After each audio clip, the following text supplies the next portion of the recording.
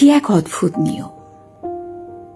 এখানে মানুষ মানুষের শূন্য জীবনে আসে তাকে আরো বেশি একা করে দেবার জন্য। সম্ভবত বাংলা নাটক সে বসে একার একটি ডায়লগ।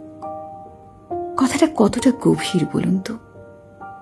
শূন্যতা মানুষকে কতটা কাঁদায় জানি না, তবে কিছু মানুষ জীবনে আসে স্বপ্ন বনে, আবার হঠাৎ হারিয়ে যায়।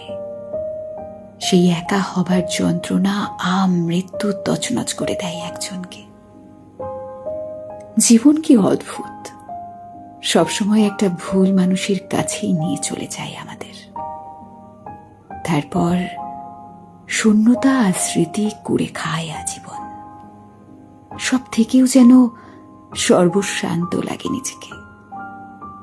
আফরান নিশোর একটি সুন্দর কথা ছিল, আসলে মানুষের জীবনে এমন কিছু স্মৃতি থাকে যেটা যতবার মনে হবে ততবারই মানুষ কাঁদবে।